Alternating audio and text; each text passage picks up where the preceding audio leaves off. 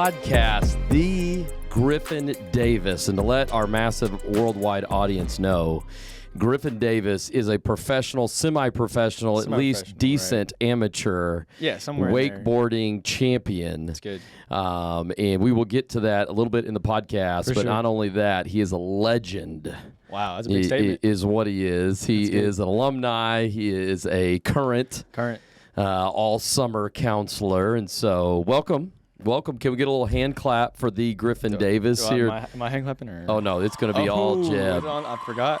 Oh, yeah, Jeb's got it. Good. So, man, Griffin, tell me about camp. How did you get to camp? What brought Griffin to camp? Well, long story short, I was a really anxious kid when I was younger, and I did not want to go to camp at all. But my mom said me and Jackson could not just sit at home all summer long. Okay. So that summer, I think this is back in 2013. Okay. We were signed up for wakeboarding camp, and then the week after for Brookhill. And me and Jackson didn't want to go to either or. But Mom said we had to go. So next thing you know, we're at Brookhill, and I just fell in love with the atmosphere, the counselors. I remember sitting at go-karts and listening to Gabe talk about random stories and riddles, and it sold me on Brookhill and everything about it. Was that Gabe Metz or Gabe Kerr? Gabe Metz. Gabe Metz, okay. I was a camper with Gabe Kerr week 6 that year, though. Come on. So kind of crazy. He wasn't in my cabin, but okay. I remember him. So was this like 5th grade? What was around? We were going, I want to say we were going into 7th grade. Oh, okay. I think. Wow. So I was only a camper for 4 years. Okay. So it'd been like 6th, 7th, 8th, 9th. Somewhere in there. Yep. I was 4 years a camper. So whatever that is. What put Brookhill on Mom's radar? Is she alumni? She was an alumni. Okay. She came to camp. She had been looking all over Texas, but my grandparents lived in the village, just right here. And she's like, "Oh, that'd be perfect. I can go hang out with my parents and drop the kids off and call it good." And the next thing I know, we're here. Okay. So. All right, Griff, I want to test your Brookhill knowledge. Only 4 years, but obviously you've been all summer several times. Yeah. So on red T-shirt 6 years. So you've been a red T-shirt longer than you've been a camper. Yes. That's impressive. Yeah. Okay, so we're gonna play a Brookhill game to kick this thing off here. I'm ready. So obviously Brookhill podcast, Brookhill game, and so what we're gonna do is you're gonna get 30 seconds. 30 seconds. Okay. And you are gonna have 3 categories that you can name Brookhill things from. Okay. You got camp songs. Right. You've got activities, and then you've got cabins. Okay. You can take off in any genre you want. Okay. The record, I believe, T. Finch is gonna throw up here just to know where you're shooting from, just to intimidate you right here. I'm already intimidated. That's what this is for. I don't know any camp songs, so. All right. So we're gonna see how good you do. Do I get like a? He's gonna. All right, here we go. Here's the list. All right, officially, Callan is 27. Callan's hard to beat. Julia 24. Stewart 24. Ben Brown 23. And I know we do have some unofficial people I do think are pretty close to those 23 and 24 that just have not made it into the pipeline. So here we go. Okay. You ready, Griffin? Do I just start it off? 30 seconds. When the timer hits up there, you may begin now. Okay, Broncos, Morgans, Hackneys, Clydesdales, Pacers, Apples, Buckskins, Walkers, Mustangs, Palominos, Phillies, Blazers, Roans, Percherons, Arabians, Galicinos, Chestnuts, wakeboarding, water rides, go-karts, archery, riflery, shenanigans, volleyball, stunts and tumbling. Oh, wow. What did y'all unofficially have? I had 25 unofficially. 25. Dude, let's go. Unofficially. Unofficially 25. Unofficially, Griff is up there. Could be in the top 3. That's that media help. That's going right. everywhere, all the time. That's true. You go to all these activities. All the cabins, all the activities. Yeah, it's cool. Yeah. So what drew you? So let's talk about being a camper here. Right. Right. What'd you get out of that? You said you fell in love with it. Man, what was your thing? What made you someone who came here kicking and screaming, and you're going to leave kicking and screaming one day because you don't want to leave? So. That's right. Man, I think it goes to the counselors. I did not like a lot of camp things. Counseling was just not for me. I was too cool for school as a camper, right? You're a pretty chill guy, Pretty chill guy. No, very chill guy. So I wasn't super crazy and want to do all this and that, but it was sitting at Big Lake with Stewart. It was sitting on go-karts with Gabe. It was just hanging out with the counselors at breakfast. I remember Everett just making weird concoctions with his muffins. Like, it's just random stuff that I loved as a camper. And it was just them being real and hanging out with us and talking. And I fell in love with that because it wasn't the super crazy guys night or anything like that. It was just being around the bros and hanging out. So. You feel like you picked up on something with them, that you're like, you said they were real. Right. I mean, what maybe made you feel that way about them? What made them so genuine to you? This might sound ironic, but it wasn't like they were trying to impress me. Okay. Which it seems weird as a camp counselor because all you're trying to do is impress these kids. And sure. But it was just like they were being real. They were just talking and being weird and goofy, and it wasn't like they were trying to be too cool, which I had a problem with. I was like, man, I'm too cool for this and that. And so it was interesting getting a different perspective on what a guy and a man looks like and needs to be to have fun.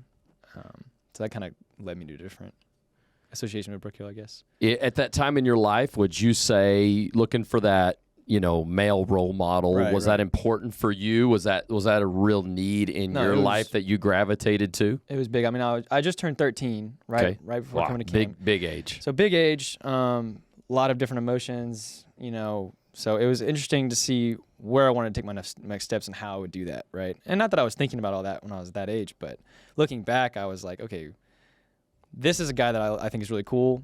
This is a guy who has my respect. How do I do that? How do I be like that? And then I remember being in Johnny Rich's cabin. Johnny Rich. And it was my third year as a camper. It's not graduation yet, but almost. I was JCT. And I remember I was helping sweep the cabin, and he just looked at me and said, "There's more in you."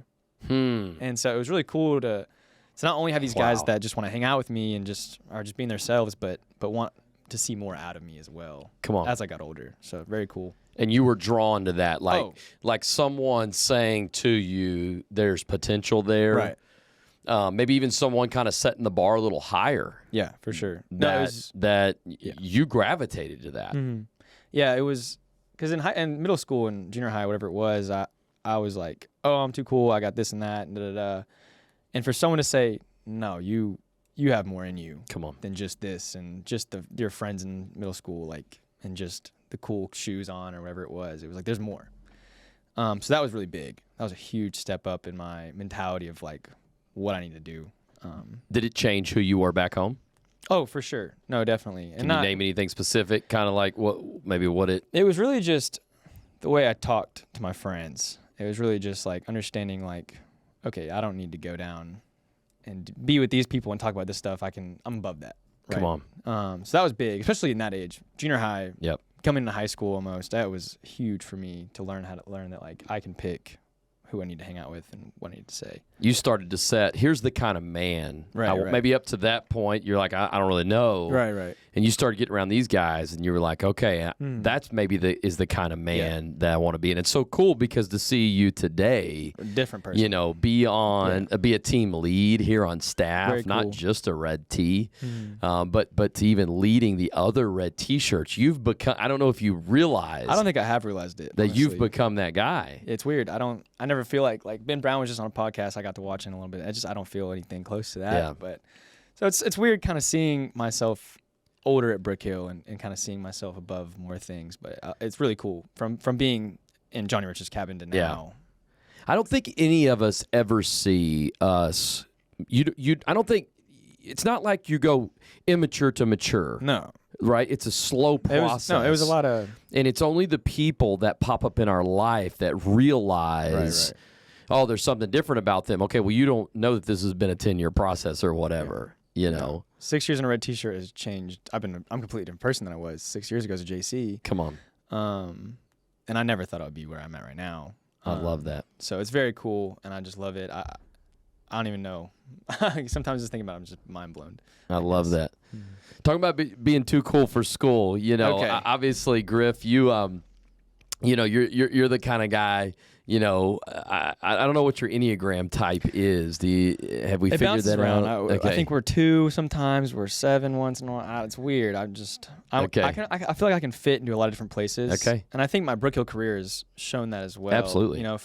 I haven't taught a cabin for a couple of days once, and done media and then taught activities and JC. So I feel like I can fit in all those. Right. And I think my Enneagram also does as well. So. Okay. Yeah, I know for you, image is a thing. For me, image is a thing. Big. I don't know if it's a Houston thing or it's just our personalities. It might be a Houston thing. H-Town, okay. Yeah, H-Town. But, let's tell the story. Last year, you asked to come change your oil in my driveway. I sure did. And you had your Mustang, and tell the story. I know you were really frustrated about this, embarrassed by this. Well, I remember I was about to drive home for a 13-hour drive back to Atlanta or something crazy like that. I was stopping on the way back, and I was like, I haven't changed my oil in months. And I'm a car guy. I love my car. It has to be good and ready to go. And you were driving what? I was driving my 2020 Mustang GT. Come on. just to right. Come on. So I had to change the oil, and all the shops are closed, and I'm like, I can do it myself. I got this. I'm cool. I can do it myself. I got it. I love working on cars. So I call you up. I'm like, hey, can I use your driveway? And oh yeah, for sure. And I didn't think I was gonna spill anything. I thought it was gonna go smooth. And of course, working on cars, it never does. So we pull up, jack the car up real quick. Just nothing. You give me the tools, which I appreciate so much. And it's time to take the oil pan and put it in the car and pop that little oil plug out, and it just flowed. and it missed all the drip pan and everything. And I had oil all over the place. I think 10 gallons of oil or something, quarts of oil, something, a lot of oil. I don't even know what it was, but it's just all over your driveway. And I was just like freaking out. And I walked in, and I think you were sitting on the couch with some of the girls on staff. And I was like, I spilled stuff all over. I remember just being terrified you're going to be so upset. And the coolest thing about that was you weren't. Huh. And I think you might not realize this, but that was the biggest thing I've seen in a while, is how just nonchalant and okay with bad news you were. Come on. I think as a man, I was like, wow, that was huge. And I went back all year thinking about that. And I was like, how can I not be quick to anger this year, just like David was with me? Come on. Because you spill oil over someone's driveway. That's not hard to get up. Yeah. And we tried to clean it up. We got some dirt and whatever it was, but I didn't think I ever told you that, but it was the biggest thing. No, this is like the first thing on the podcast. We're real talking right here. But it was like, that's a man. Come on. That was the most. I appreciate that. Mm-hmm. Yeah. Yeah, no, that's incredible. But obviously, I grew up in the city. We had oil in our driveway all the time, so it just made me feel like I was at home. Yeah, I spill oil all over my roommate's driveway all the time. We're always messing around and working on cars. So yeah. Very interesting. Yeah. No, I love that. Griffin, one of the first times that you and I met, I think you were second year JC? No, I was a third year. You were a third year in 2019. Yep. I remember it was 2019 because it was, and this was big for Brookhill. Huge. This conversation that you and I had. Which was insane. Yeah. So it was JC training, and it was a lunch at JC training, and we just connected. Yeah, we did. And I knew who you were, but I don't know that we had a lot of conversations. No, I think we talked once. And so we just started talking about wakeboarding. Yeah, we did. And for me, whenever I'm talking with somebody, if I can find a subject that we can take off on, I always think it's a unique connection. For sure. And then it's, okay, that's the wakeboarding guy. And so I can get to know him more around that subject. And so that was the way it was for you. And you started telling me about these wake parks. And obviously you were from Houston, and so that made me, even connect with you more because that's where I'm from. Mm-hmm. And you started telling me about these wake parks and these cables, and then you were like, why don't we get one at Brookhill? Yeah, for sure. Very crazy. I remember my first year as a camper at Big Lake, me and Stuart were talking, and we were watching the boat drive by, and I said, why don't we have wakeboarding? And that was, 10 years ago now, I think? Who would have thought as a camper at 13? Wait, were you into wakeboarding then? I had wakeboarded the week before for the first time ever. Oh, okay. So you were a total rookie at this. God was doing something that I had no idea. And so it was really it was a plan that I would never have even guessed that would have happened. But I remember that conversation because I was with Stuart at lunch, and he was like, oh, you wakeboard, right? And I was like, yeah, I do. And we're showing, and like, you got to talk to Dave because we're talking about getting wakeboarding at Brookhill. And instantly of course I had to talk to Dave. Yeah.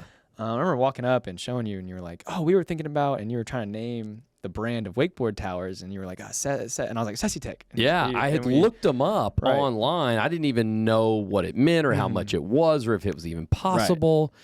And that right there started planting the seed even more. Huge. And we had been saving up for it, but didn't know if we were in the ballpark. And that was JC training before 2019. Right.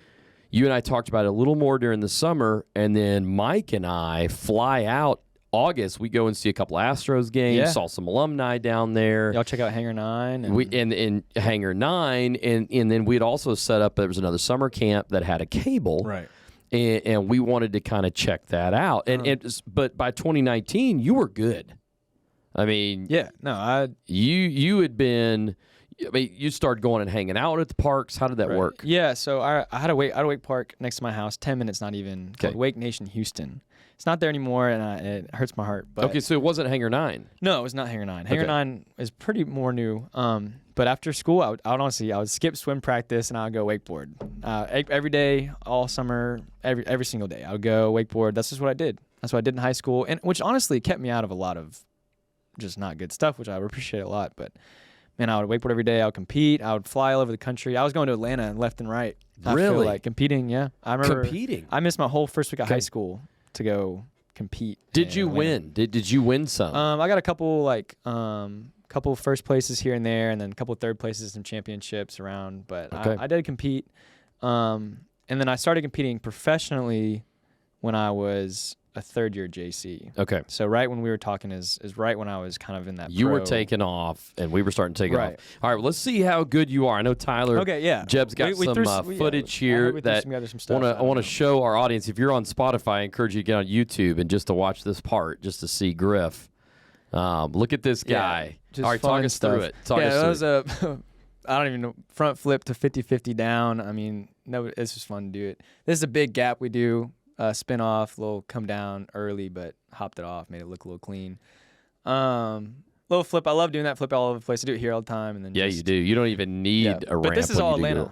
This is all Atlanta. Mm-hmm. Okay. It's all Atlanta right there. So that's the same couple clips. And so explain this, what we're looking at. So there's no boat. There's no boat. I want to explain it to somebody as if they've never seen anything like this and like, what in the world? So the way it works is it's like essentially telephone poles with cables on them that are all connected in a circle. And they're on a pulley system that moves around in a circle on a lake. Okay. And you can see there's ramps floating around, and these are all jumps, and that one has a pool inside of it. Yep. But there are ramps in the water. You can hit them, go on the rails. People fall, and it's fun. And it looks pretty padded. Actually, looks pretty safe. Yeah, they're not too hard to fall on. But yeah, this is Atlanta, so this is one of the nicest cable parks in the world. They have turf all around, and like great stuff all over, the amazing events, pro comps all the time. And this cable, it continuously goes in a loop. Right, all day. So as long as you don't fall. Yeah, you can go as long as you want. You just keep going. You can have 6 people going at once. Wow, that's cool. Which is cool. So there's like a guy in front of me and a guy behind me doing tricks also. Very cool. Wow. So I've been doing, and so, years. So basically, there's really 2 types of cables. There's the continuous loop, which is what we're seeing here of you, and then there's the down and back, which obviously for teaching campers, because I took Eli and Carson down there at the time, and they did the continuous one, and they really struggled, but they were also very rookies. Yeah, and kind of. When we went and saw the down and back, that just fit a little more for the camp style of coaching kids who had never done this, right? In our minds, and so, we go down there. In 2019 at the end of camp, we see it and we're like, we want to do it, and so we started working on that project. We order it, we buy it, and COVID hits. Oof. Tough break. And the big deal about this, Griff, if you remember, their installers were in Canada. I remember. And they couldn't get here to install. Right. So we had to have a contractor. We had to have a contractor, house contractor, come and help us put this together. Mm-hmm. And none of us had ever seen it. Instructions were in German. Mm-hmm. And this was the first. Here was the crazy part. This was the first wake tower that had ever hit the States of this. This was the number 2. Brand new. Right? Yeah. So they had all these older versions, but this was the newest version. So the instructions were of the old version. Right. I remember, yeah. No, I remember. So not only has this tower had never been put up in the United States. Yeah. There was no installers to put it up. Mm-mm. And it's COVID hits. Everything is locked down. Right. Nobody can come out. And we're like, we bought this thing. It will be installed by camp. Of course, it has to be. And so we started putting this thing up 2-3 weeks before camp. That's good. I mean, Tyler Fincher is on the phone to Germany at 3 in the morning because that's when they're awake. Mm-hmm. And so I remember Tyler and I, and then Tyler sometimes only, go into this wake tower. I think I went down a couple times too with Ty and then Jackson. we have a power issue the day before we're supposed to start. I remember that. That was tough. And we didn't know what the issue was, but it ends up being a power issue. Like electrician comes out, fixes it, and then this thing starts moving. Yeah. It moves. I think it had to have been the day before. Is that right, Ty? It's the day before that we start going. All right, so we got some footage here. Let's show the footage of what our cable looks like. Yeah. And this is our campers. I like the carpet there. Actually, the carpet's nice. The tower's right there. The line just goes straight across, and then you just go down and back. And we have a ramp now. We have a ramp. Come on. I love that. But that's cool. Is he gonna hit this ramp? Oh, Let's go. Is he gonna land it? Oh, I don't know if he landed it. We don't know if he landed it. But right here. There you go. We don't know. Hopefully they did. All right, explain what we got here. We got one single cable. So one single cable, wakeboard all day long, just down and back. Kids can circle around the end. I don't know if we have a video of that, but they can ride down and back, do tricks like little 180s, 360s, hit the ramp. See, they're learning to do these 180s, right? Where they're hopping out of the water. And the best thing is, if you fall right there, the cable stops and you just pick back up out of the water. The boat doesn't have to turn around. Yeah. And all see, that. when I drive you guys wakeboard on the boat, we have to go back and get you. It's a process. Yeah. And you can't really have ramps. It's not as easy to have ramps for a boat because this ramp stays in the path of this thing. Yeah. And little kids can hit that and get across. It's not like wake to wake. That's awesome. Mm-hmm. Very cool. Very impressive and really interesting. Cool engineering stuff. I'm sure Blaine Bob would love all that. Absolutely. What's incredible about what I love about this, Griffin, is this all came from a conversation with a JC at JC Training. Insane. And we just ran with what you said. I mean, literally, this was a lot on you. We did the legwork. No, this was Griffin's dream. It's weird to think about, and it's almost amazing how first of all, how Brookhill just gets things done, right? Like, it's weird. If there's a will, there's a way, and it's happening. Even with making guys' night happen or whatever, like, no, we're having this, and it's gonna happen. We're gonna figure it out. But from a little kid's dream of wakeboarding at Brookhill on Big Lake to now seeing hundreds, maybe 1,000, I don't know, have wakeboarded just like I would have wanted to. And it's really special to see, and also the trust that y'all gave just to JC, and the amount of, I don't even know how to explain it. It was just unreal. I remember seeing that thing being built, and I teared up, me and Jackson. It was just unreal and just such a special moment to be a part of something way beyond me. And I couldn't be more appreciative for the amount of counselors who just listen also. And the staff that listens and takes knowledge and wants the best for their kids. Well, I think for leaders out there, this is a great lesson for them. Right. To be willing to listen to those around you. Yeah. I'm in charge and I'm not listening to nobody. Okay, well, listening to Griffin got us down the road here.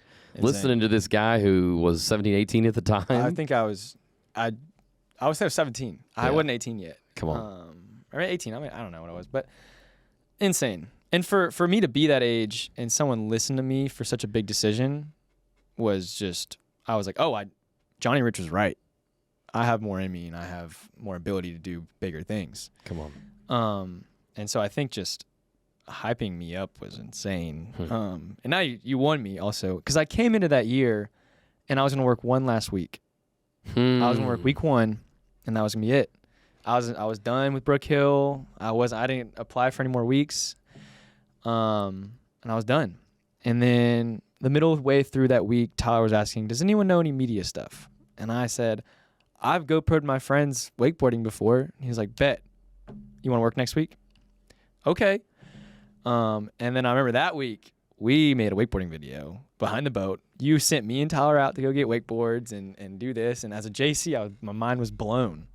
Yeah. Are you remembering this? Okay, so we had the Gray Moomba. We had the Gray. This was the first summer that we had the Gray Moomba. Right. So we may not have had the cable yet, but we had bought wakeboards and surfboards and, we had bought all this stuff and we were starting to really do. And that's when you and Cantu. Me and Sienna Cantu went out and wakeboarded the Moomba together. video and y'all circle. Y'all did the circle around that. We did the circle around that. So all that created the buy-in. Right. for you. You sold me right there. And then that also brought me into a new chapter of Brookhill as well, the media side, right? Okay. Which was insane. I remember like, it wasn't really like, it was like JC cabin counselor or JCAC cabin counselor. That's right. That was it. That was all we had. That was the path. Really, for 3 years ago, that was it. Right. There was no support This is very staff. new. This is all very new. This is all very new. Which this summer, support staff is larger than cabin staff. Huge. Girl support staff is bigger than guy staff on cabin. Or no, and just guy staff. Right. Insane. Right. But that, I got hooked. And then I remember, I guess I did a good job. I don't know. But Stuart asked me to work in cabin again. Week 3, and I said, I guess I'm not doing anything. I guess God wants me here again. And so I stayed again, and then I got hired by Jason Ross in media to make Brookhill Devos. Okay. Yes, I remember that. Right. And that's when you started to be known. Hey, this is the video guy. Right. That's when Connor was like, oh, this is the next. We got him. This is the next guy. Connor Barnes. Yep. Right. Connor 2. C2. C2. We had Connor 1 and Connor 2. So he was like, this kid's good at it. So I ended up going to Brookhill for my last week ever as a JC to then working half a summer and having a shot of all summer staff. And then maybe another reason with Brookhill wakeboarding to come back. And it was just beyond me, and I never would have even thought that, one, I could make all summer staff, but two, like, be 3 years deep into it, I guess. Right. So very cool. Very cool. Right. Well, it's in really starting to carve your niche. And that was the thing, that your first all summer, it was like, hey, we want you to be the videographer, but also we have this wake tower. Right. So you get to wakeboard too. That no one knows how to teach. So, your brother hired on, which I want to talk about in a little bit. I want to talk about Jackson. But so your brother hires on, and the two of you are the wakeboarding experts, right? Yeah. And what's cool is from now on, forever, y'all will always be the ones that taught, right? If you think of wakeboarding like discipleship, y'all were the originals that disciple it down.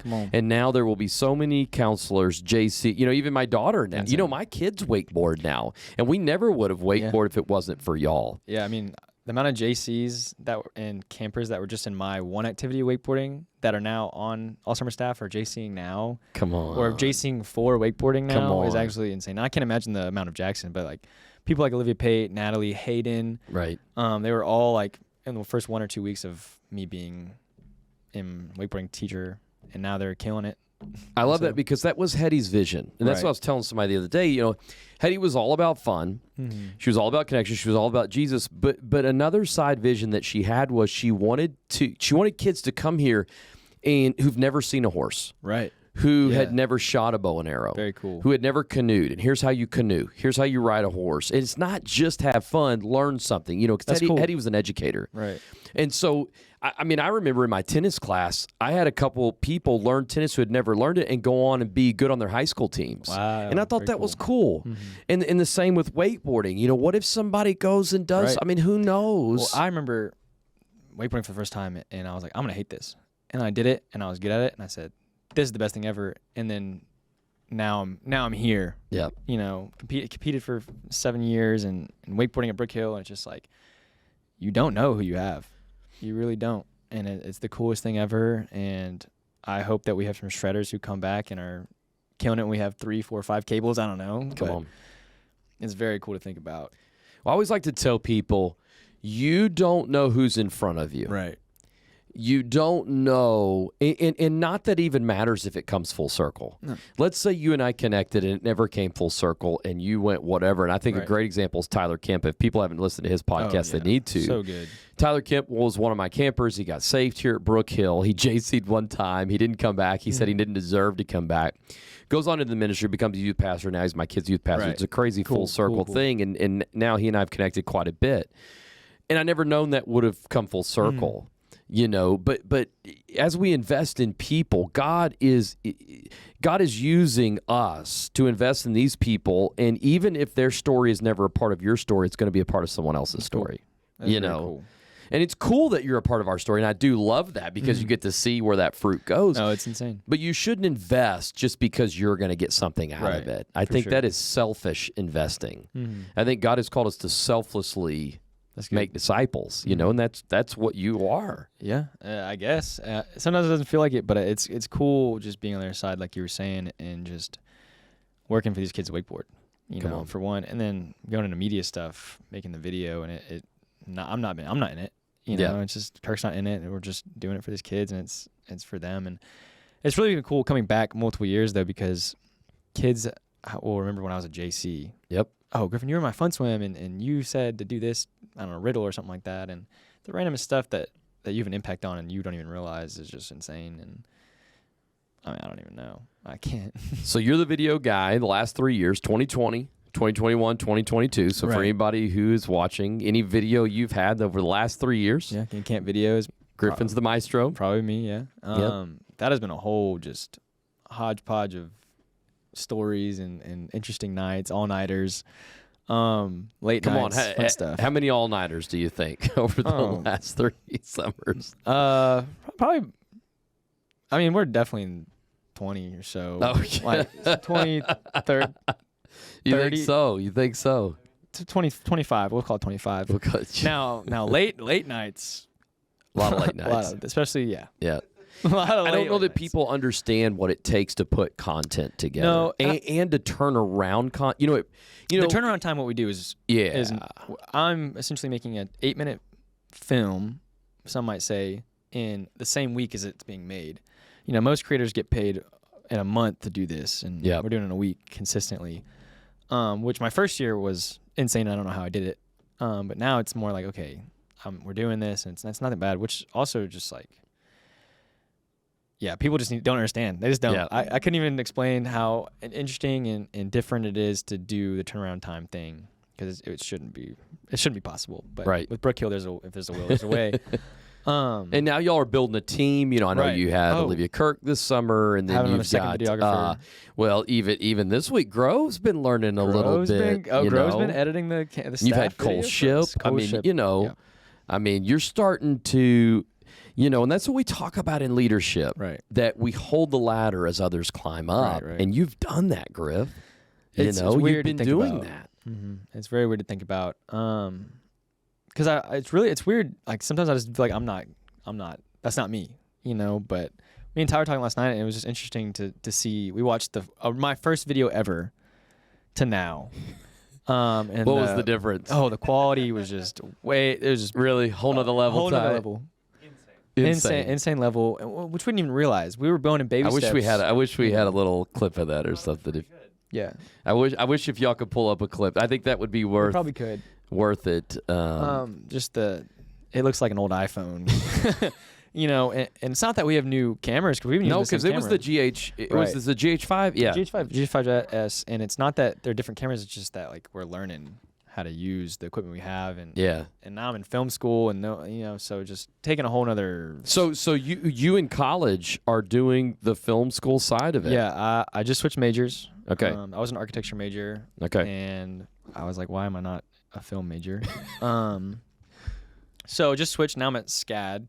Okay. Which is a whole new experience, and I'm like a true film major going to art school, and so the amount I've learned just in a semester or two is ridiculous. And also just being at Brookhill has taught me so much about camera stuff and what works and what doesn't work, and what filming, kids and smiles looks good and what doesn't look good. All right, let's see. Yeah, let's talk through. Let's talk through one of these.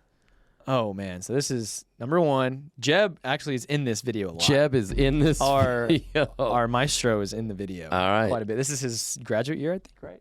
Okay. So. All right, so here we go. This is. Just look at. All right, we got a little music going and everything. Wow. No. So. I do remember this rainy day, 2020 Camp 1. My first day ever rainy day. Your first day, it's raining. You're trying not to ruin the camera. Mm-hmm. But just. We were filming in slow-mo for some reason. It was just slow-mo on the fast song. Slow-mo on the fast song, which was just different. Okay, I can definitely see it. Even the quality. I'm seeing what you're saying, because, even maybe the focus. You know, focusing on stuff. Where there's the Jebster. Yeah, there's Jeb.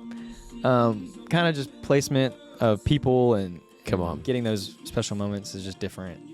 Oh, the buffs. Can we just talk about the buffs for a second? Yeah, I bet that was fun. Oh, man. All right, do we have and then can we go with a more recent one here? Oh, look at that. Yeah. Is that Jeb? That's Jeb, That was Jeb, one of the first wakeboarders. Look at that was, There's the Great a lot of years Moomba. ago. Oh, there we go. Look at Griff running it. Dawson, bunch of rookies. Yeah. So You can just see the clarity, Right. That was Camp 1 2020, and now we've got Camp 4 2022. Let's see the difference. Yeah. It's just a little more clean and Oh, yeah. fun intro. Yeah, Now, this is you also can see the focus. Oh, yeah. Look at that crispy. Yeah, I mean, look how clear. You're right. I mean, oh, my gosh. Yeah. And this is the same camera. Same camera. So it's just learning the settings. Right. It's a lot more than pointing and shooting. God, look at how clean that is. Oh my goodness. Yeah, I mean, and you don't even have to be a camera person to see. I mean, you can visually see that is way different. Right. Yeah. Very cool. Wow. Yeah, skip ahead to some of the people here. Yeah. I mean, look how focused they are, and look at these shots. we can jump to slow song maybe if you want. Oh, the slow song. Slow would be song really canteen. Cool. Oh, a little. Oh, Spy Games, all that. Yeah, anywhere's right there. But I mean, this stuff. Look at that. Look how clear. Look at Emily Groves right here. Yeah, I mean, you're capturing. Right. Yeah, and that was the thing, Connor Odom was so good at because he had gone to film school. Right. He understood. And how cool that you changed your major, I mean, basically because of Brookhill. Come on. The seed I had no idea was planted. Very cool to see. And now And look at this gift you have. Right. What if you become a videographer of wakeboarding? I would love to. What if it became full circle? Yeah, I would love to. And you start putting it all together? Would that be crazy? It'd be really cool. I have a lot more time this year, so hopefully I can go wakeboard and film my friends and travel a little bit with them for watch them wakeboard. So, okay, so doing SCAD, where is that located, by the way? So SCAD is in Savannah, in Georgia, but they have an Atlanta campus. So I'm in Atlanta, Georgia. So you never left Atlanta? I never left Atlanta, so I'm still in Atlanta, and now I make the commute into the city. But a beautiful Atlanta campus, and there's Savannah, but the Savannah one's amazing. So yeah, I'm just in Atlanta still. But you chose Atlanta. Why? I chose Atlanta to go wakeboarding. I knew why. I always went back and forth to Atlanta to wakeboard at these competitions, and I fell in love with Terminus, the wake park that's right by Kennesaw State University. And they had an architecture program that was decent, and I said, let's go. Arkansas doesn't have wakeboarding, so that's where I went. And to our knowledge, this is the only wakeboard tower in Arkansas. Are y'all still the only knowledge. wakeboard park in Arkansas? Yep. So I'll be part of that. Yeah, for sure. that is. But that was my big reason to go over there. And then now Atlanta just works out perfectly film-wise because it's like the next Hollywood.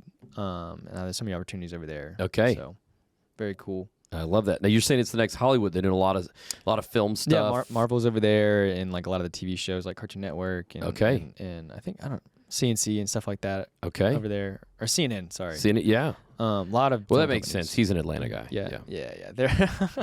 That's good. The Braves. That was good. Yeah. I do love the Braves. But yeah, they film a TV show in my apartment complex, and I live right by the stadium at Kennesaw. Okay. And they're always filming stuff there and for Marvel. So very cool to be a part of that and see that going on all over the place. That's very so encouraging. Cool. That's so cool. Well, we mentioned Jackson. Yeah. And who is Jackson? He's your brother, but he's actually your... So Jackson Delmer is my stepbrother. My mom married his dad. And I think that was in 2009. Okay. So we became stepbrothers, and then we came to Brookhill in 2013. So you would have been around 8 or 9. Mm-hmm. Yeah, and then he had been around for a while, before that too.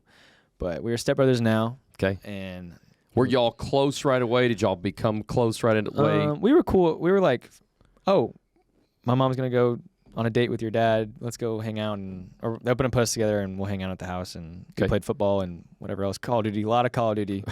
Me and him grew up on Pop-Tarts and Call of Duty. That does not surprise me. No, it was just, he'd come over for a weekend and that's all we would do. We'd stay up all night playing that. And we really got close then. And he's probably my closest sibling now. And especially with Brookhill, just having that connection and something to talk about. Yeah, because y'all took that journey together. Yeah, Jackson's been with me because he went into his third year JCing thinking he was going to be his last. You both thought that. He was going to work, I think, it might have been 1 week or it might have been 2 weeks. Okay. But he ended up working 4 as well. Yep. But I remember connecting with Jackson. Right. You with wakeboarding. Separately, too, with wakeboarding. I think you took him on the boat.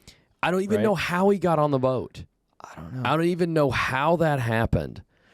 But he got out on the boat with me and Eli, and that summer, because we had just gotten that boat, me and Eli were on that sucker. And I think that's when Jackson says that you realized that you saw the teaching part of wakeboarding. Oh, right. Yeah, Jackson was sitting on the back of the wakeboard of the boat while I was driving, and he was coaching. Yeah. And he just kept coaching and kept coaching, and I mean, you could tell this guy had a passion. Oh, he does for coaching. And he just started coaching Eli.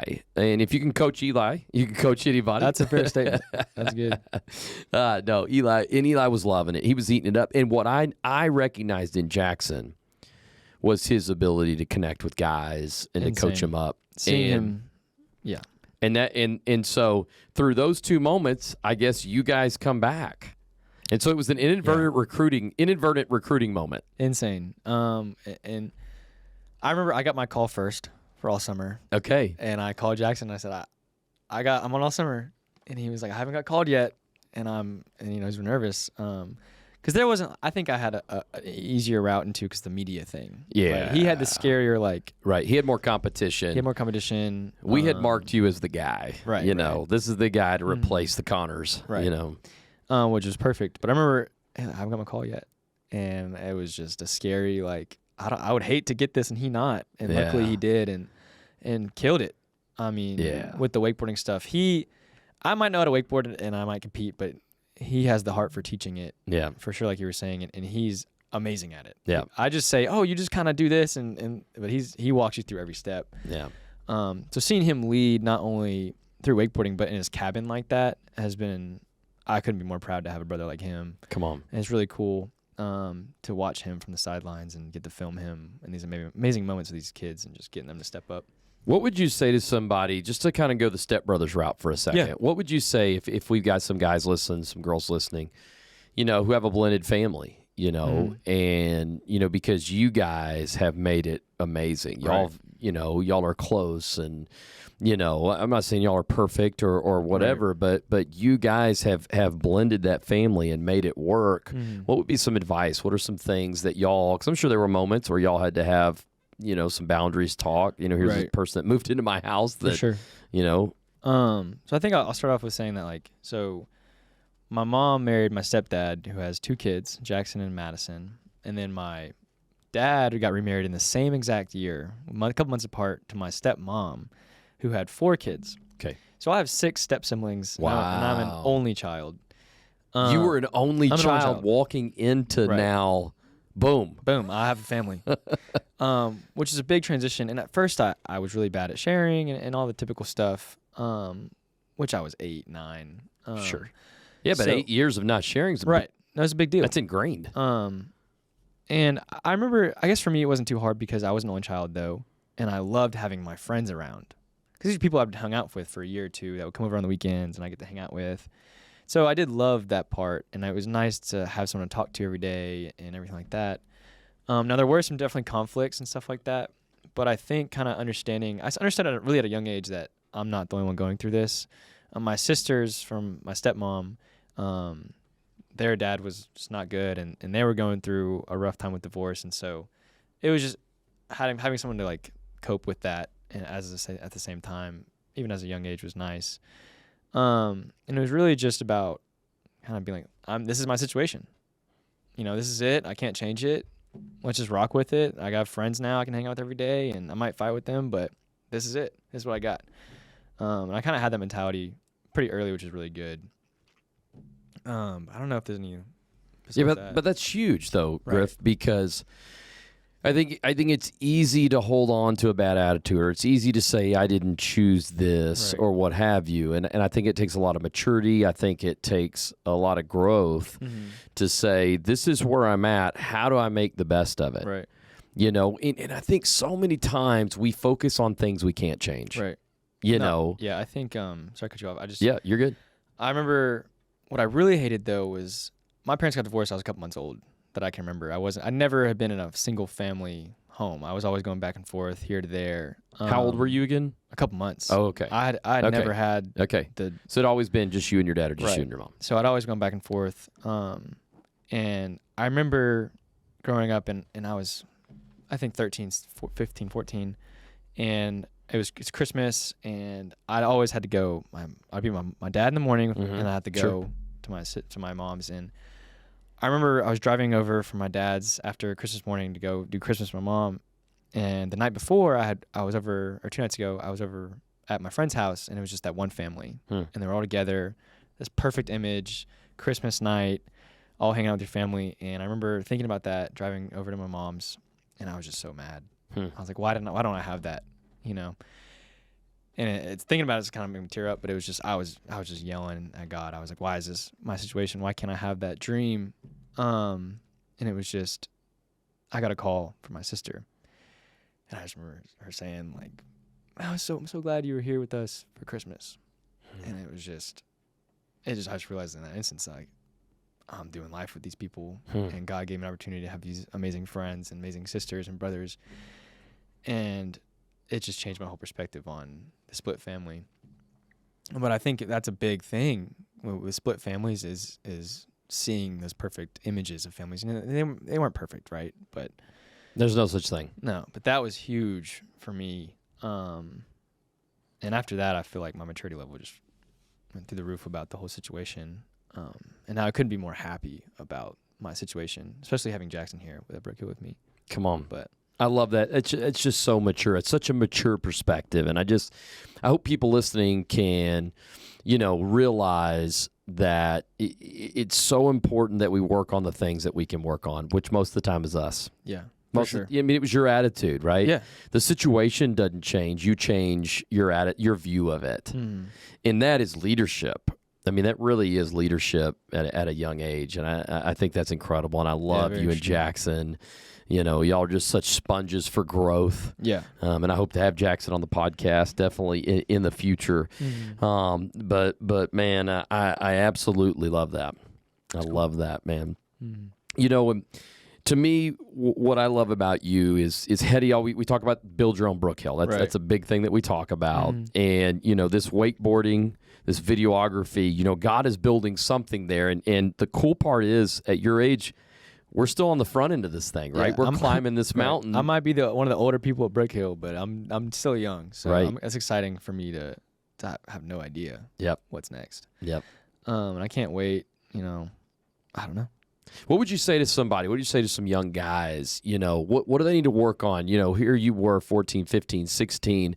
I loved what you said was, man, I spent a lot of time wakeboarding. I spent a lot of time doing something. And I think it's important that you guys or girls, whatever, that we're developing who we are and not not wasting time, but we're really developing something. I mean, I had no idea what was coming out of me. I think not only did wakeboarding teach me confidence just from like doing tricks and doing stuff and everything like that, but it kept me busy and distracted in a good way. And so I think for guys, like with all the struggles that we all go through, I think find a hobby, find something to do, find anything to just keep your head in one place. Because at the end of the day, it might not lead you anywhere. Right. But it might be like wakeboarding and lead you, like it did for me, all the way to here. And now I'm almost going to be a legacy counselor, you don't know. Come on. And so I just think it's really interesting to keep going at something, even if, sorry, I was blanking a little bit. No, that's good. Well, last thing I want to end with, Griff, is what has being a counselor meant to you? What do you feel like the legacy of Brookhill on your life has been, whether it be the leadership stuff you've learned or what have you, but what has Brookhill meant to you? Like, could you define it in a story or a pointer, what would you say Brookhill has meant to you? Right. Well, at first when I was younger, Brookhill was my kind of like my Christianity, right? Okay. I kind of rode off of it a lot as a camper. And then when I was a JC, I remember I was like, I had to step up. I'm about to be a JC. I'm about to like have to pour into these kids. And I was like, how do I start living my life a little better so that if I post stuff on Instagram, it's not going to deter what Brookhill is, one, but myself as well. And so almost having the accountability was a big part, and has been a huge part of Brookhill and what that has meant for me. And as I've kind of got more in all summer, it's trying to find a vision for my life and a vision for Brookhill, and kind of understanding how a vision works and how you can get people on your vision. I think listening to you talk for the past couple of years, I gotten a lot of time with you and just hearing you lead people and lead groups. And I remember we were at your house for a team leader meeting like last year, and I just remember you were calling more out of us, just like Richie was. And it was just like, okay, I got to step up. I got to do this. I got to do that. But you gave me a vision. Sure. Right. You were like, this is what we want to do. And so I think like planning out, I'm not a big planner. Sure. Right. I like to go with the flow. I'm a chill guy, but kind of planning out my life and setting a vision for myself and almost a standard has been the biggest thing Brookhill has ever taught me. And not going here because no, I'm above that because of Brookhill and my accountability on that, but also because I have a vision for my life. Come on. That's been the biggest, I think, thing for me. And there's also a big thing is people are always watching. Yeah. It's huge. Absolutely. I don't think we realize that. No, I've seen Brookhill shirts in Atlanta and at Disney and just it's come on. Wow. Okay. let me not, So and those were the ones wearing the Brookhill shirts. Right. Who are the other people that go, oh, that's Griffin, that are watching you don't even know. Yeah, insane. And the amount of kids that send me wakeboarding stuff still, and just like I'm like, people are here. People are who know who I am now, and especially being here more years. Right. So, but vision, huge. Having a vision. It's really Come cool. on. I absolutely love that, Griffin, man. I've always been a big fan. You know that. I mean, obviously, that's why we've done what we've done. Right. And even in the video side, man, we've bought all these cameras. We're like, go, Griffin, y'all take this. You and not just you, your team. Which I couldn't appreciate more is how much you've just poured into me. I don't feel worthy at all for anything you do for us. And so I couldn't be more appreciative of that. But having someone pour into me has made me feel like I got to step up even more.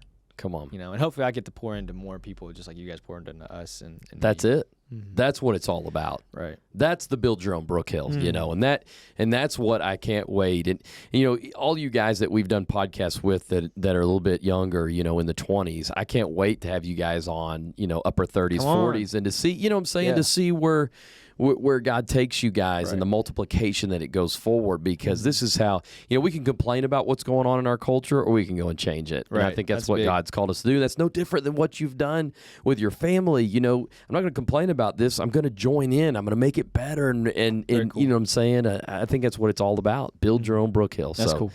Dude. Yeah. Griffin, apappreciate having you on the podcast. It so much. Hopefully we got some good points through. I think we did. Absolutely. No, we did, man. Appreciate you being on here. And man, maybe we do a little intro of the wakeboarding or outro or something. But we'll get some highlights on the way out. Something like that. All right, buddy. Thanks so much. We'll see you, man. Cool. It'd be cool to throw some wakeboarding stuff on at the end for the YouTube people. That's cool. Yeah, we talked about a lot. That was cool. It's a hodgepodge of stuff.